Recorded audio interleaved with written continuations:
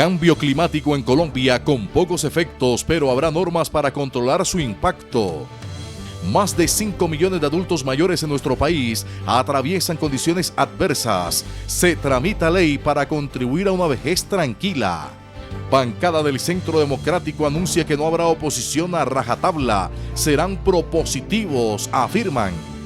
En Así nacen las leyes, la norma que pretende mejorar el comportamiento cívico. Libertad para registrar a los hijos distintos al sitio donde nacen, plantea proyecto de ley. Fin a las cláusulas de permanencia en el servicio de telefonía móvil, tema de hoy en Zona Digital.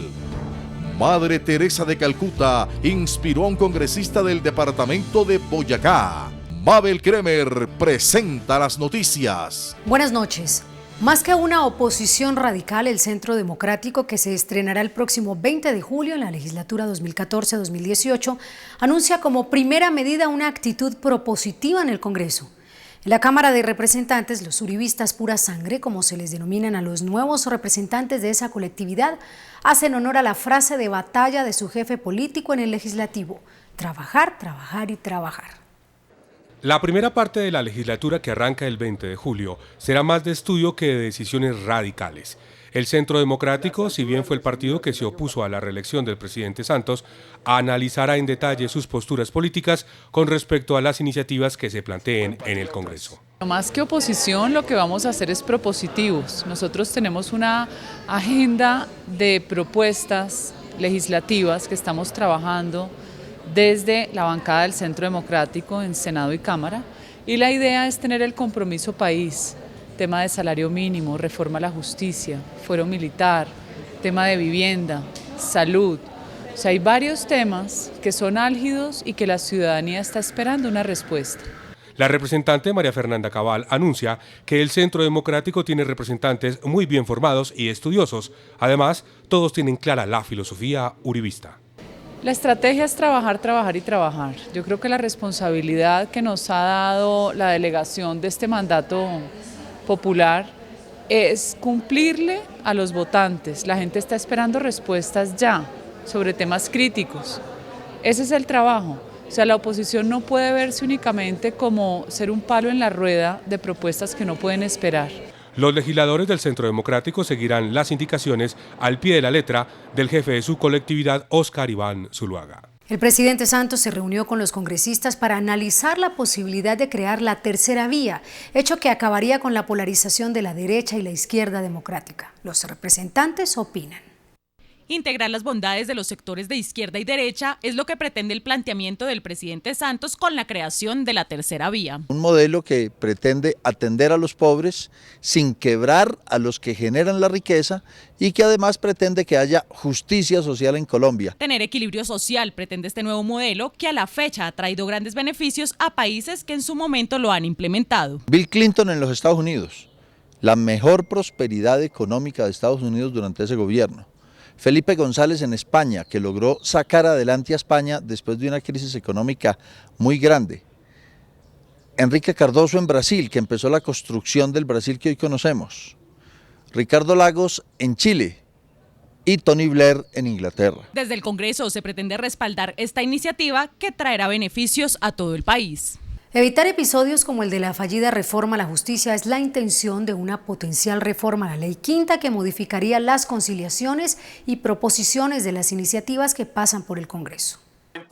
Modificar la figura de las conciliaciones en la aprobación de los proyectos o reformas que se estudian en el Congreso es el objetivo de un proyecto de ley que busca modificar la Ley Quinta. Lo que buscamos es que las conciliaciones sean publicadas con una antelación de 2 días antes de ser discutidas dentro de la plenaria respectiva y además de eso tenga unas normas internas de conformación que impliquen el mejoramiento de sus decisiones internas. Se pretende también transformar las proposiciones hechas a las iniciativas en estudio con el fin de que haya claridad sobre el tema de la proposición y el origen de la misma. Lo que buscamos es que sean estudiadas antes de de ser puestas en debate en las respectivas comisiones o en la plenaria, de manera tal que esa publicación implique que cuando yo llegue a la plenaria tenga conocimiento acerca de las proposiciones que se presentaron, las cuales además tienen que tener una explicación sucinta del porqué, del qué hace que esa proposición sea presentada, para que exista también una paternidad responsable, por decirlo así, en cuanto a quién es el autor verdadero de esas proposiciones. El proyecto busca mostrar a la opinión pública un Congreso más transparente y evitar escándalos como el de la fallida reforma a la justicia. Lograr que los ciudadanos conozcan más de nuestra Constitución, que practiquen más el ejercicio de la democracia y que mejoren su comportamiento cívico busca el proyecto de ley del cual nos habla hoy el representante Heriberto Sanabria, quien estuvo con Sandra Rodríguez en Así Nacen las Leyes.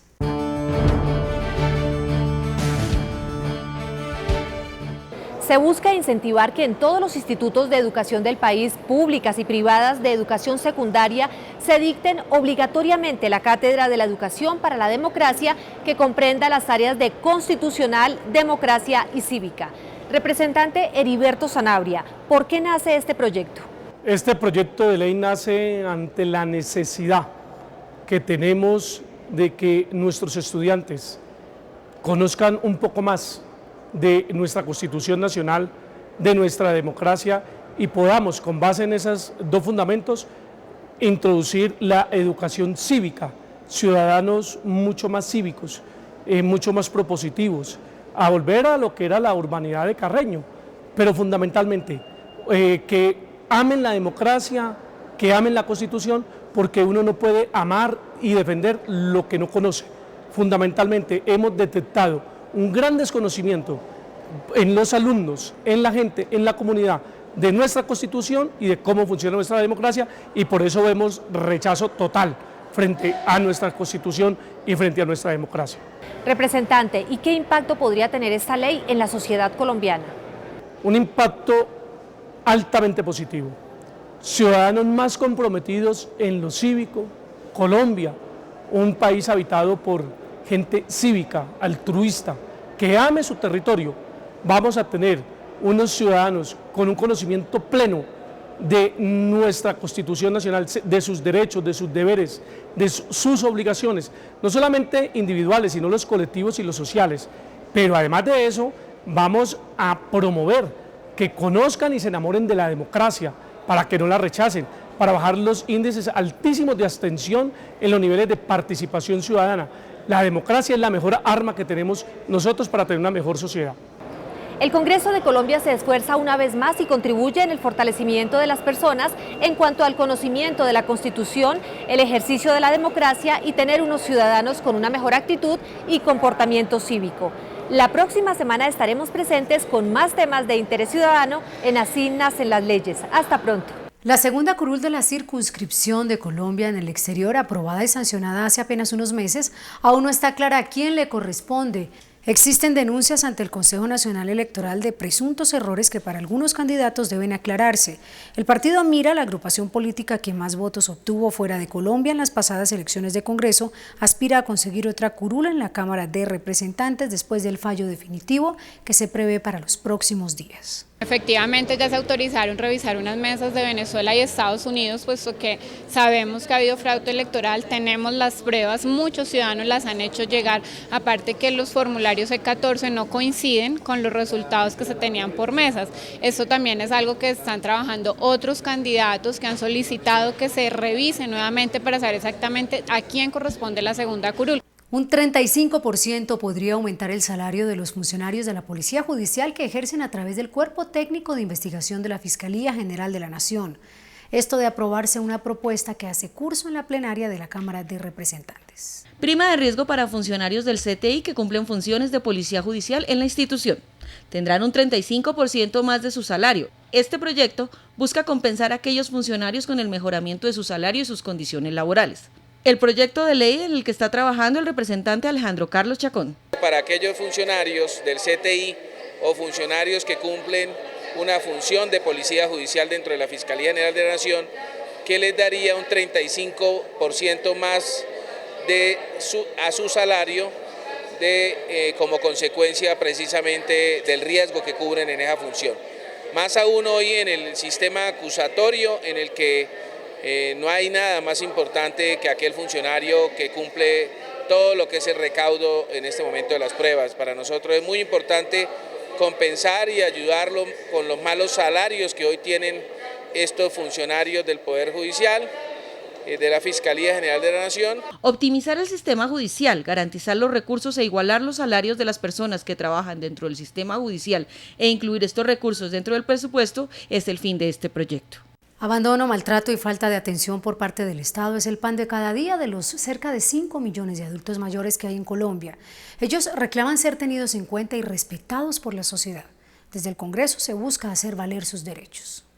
Totalmente nosotros vulnerables como abuelos, que aportamos muchos años de trabajo. Yo me siento abandonado, de parte de lo que llaman el Estado. Yo no tengo ayuda de nadie, sola. No lo ocupan a uno en nada, grave, porque si no más así uno día a día va empeorando, sí, más viejito.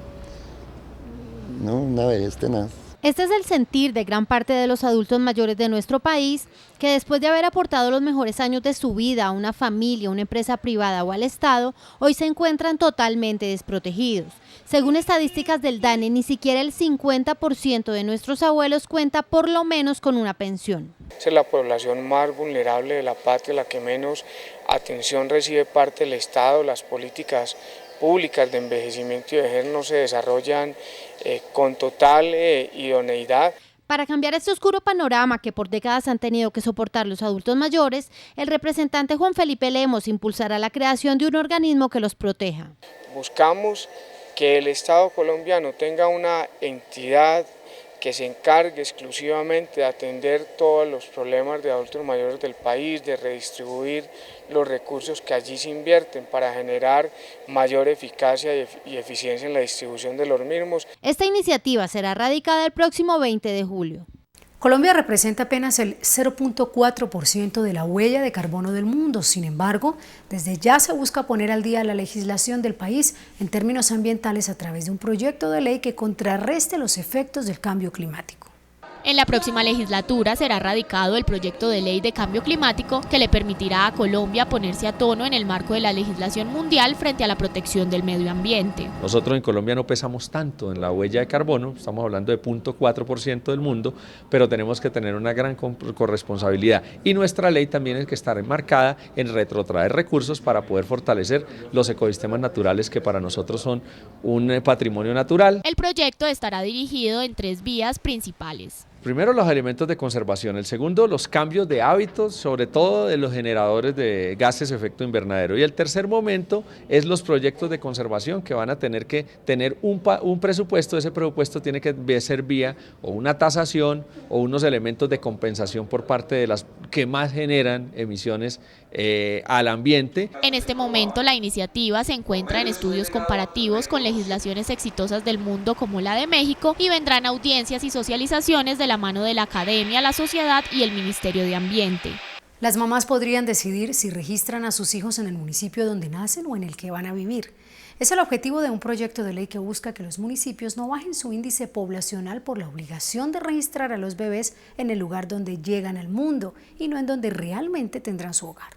El representante electo por Cundinamarca, Óscar Sánchez León, perteneciente al Partido Liberal, asegura que los proyectos que se tratarán a partir del 20 de julio serán de la bancada, aunque resalta uno en el que él se concentrará. Buscar que se fortalezcan todo el tema poblacional, que es uno de los medidores a nivel financiero en los municipios. Tenemos que hacer ese esfuerzo a nivel legislativo para que nuestros municipios no pierdan su población, y es fácil. Debido a la débil red hospitalaria en los municipios apartados del país, muchas veces los niños nacen fuera de su lugar de residencia. Eso busca cambiar el proyecto de ley. Que hacia la mamá le permiten que su hijo lo registre en el domicilio, lo va a hacer allá, y qué bien que le hace a ese municipio y qué bien que le hace a toda la estructura financiera y por supuesto poblacional de cada uno de los municipios del país. Este proyecto permitirá conocer la población real de cada municipio del país. El presidente de la Cámara de Representantes, Hernán Penagos Giraldo, hizo un balance detallado de su gestión al frente de la corporación en el último año de la legislatura que ya concluyó. Más de 300 leyes aprobadas y cerca de 70 sesiones de control político se cumplieron. En este mismo escenario, recuerdo muy bien en la primera entrevista que le hice, presidente, usted hablaba de dos temas fundamentales. El primero de ellos es de no producir leyes como productividad, como voy a decir respetuosamente, como una fábrica de zapatos, sino leyes de calidad que le sirvieran a los colombianos. Y el otro tema, el de la verdadera descentralización. ¿Esos dos temas cómo lo dejan? Bueno, frente al primer tema, lo que siempre quise, digamos, llevarle a la corporación y un poco transmitirle a los compañeros de la Cámara era que las leyes que se aprobaran fueran leyes cualitativamente muy buenas, es decir, leyes que efectivamente